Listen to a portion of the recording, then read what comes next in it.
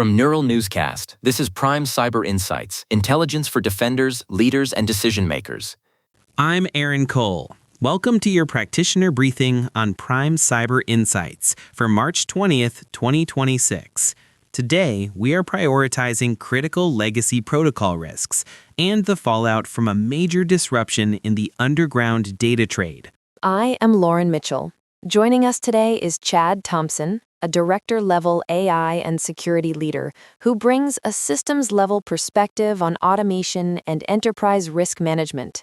Chad, it is great to have you in the briefing room. We are starting with a critical disclosure from earlier this month regarding the GNU InetUtils telnet daemon. Researchers at Dream have identified a vulnerability tracked as CVE-2026-32746, which carries a near-perfect CVSS score of 9.8. This affects a utility that many might assume had been phased out years ago, yet remains surprisingly persistent. Technically, the vulnerability is an out-of-bounds write in the line mode set local characters sub-option handler. This leads to unauthenticated remote code execution as root and affects all versions through 2.7. Tad, looking at this from a systems-level risk perspective, how concerning is this unpatched vulnerability for enterprise environments, especially given that a patch is not expected until April 1st? Lauren, it is exceptionally high risk because the bug is triggered during the initial protocol handshake, before any login prompt even appears.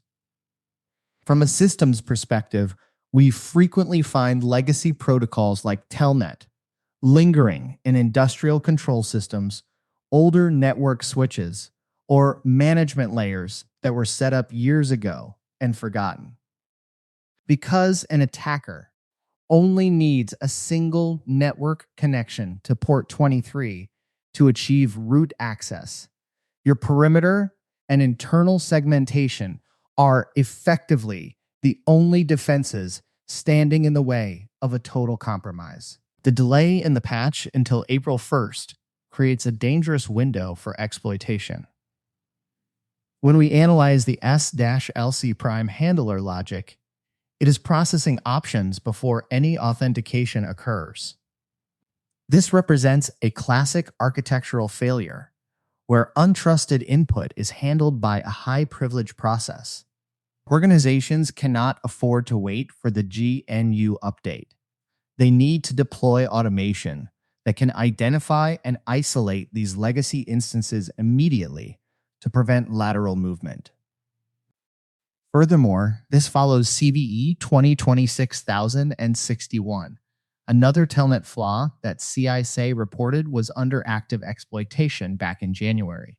This suggests that threat actors are actively scanning for these specific protocol weaknesses as part of their initial access campaigns. Resilience here is not just about the patch cycle.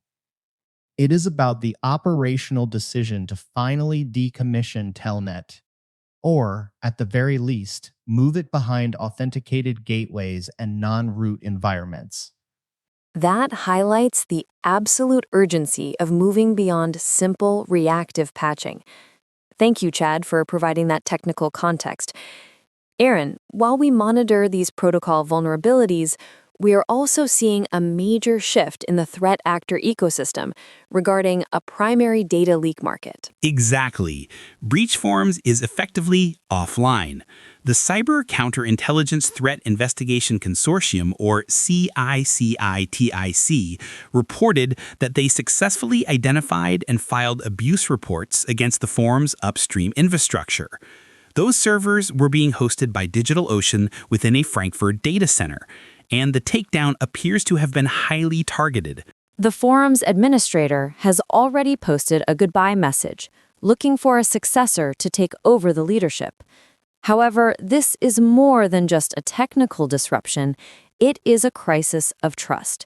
We should recall that in January 2026, BreachForums suffered its own significant data breach, where information for over 324,000 users was leaked to the public. Lauren, the CCITIC analysis suggests the entire ecosystem is fracturing.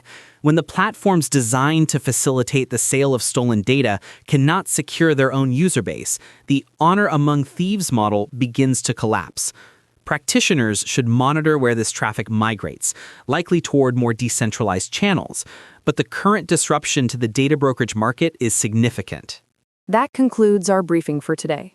For deeper technical details on CVE 2026-32746 and the CISIT findings, please visit our show notes at pci.neuralnewscast.com. I'm Lauren Mitchell. And I'm Aaron Cole. This has been Prime Cyber Insights. Neural Newscast is AI-assisted, human-reviewed. View our AI transparency policy at neuralnewscast.com. We'll see you in the briefing room tomorrow. This has been Prime Cyber Insights on Neural Newscast. Intelligence for defenders, leaders, and decision makers.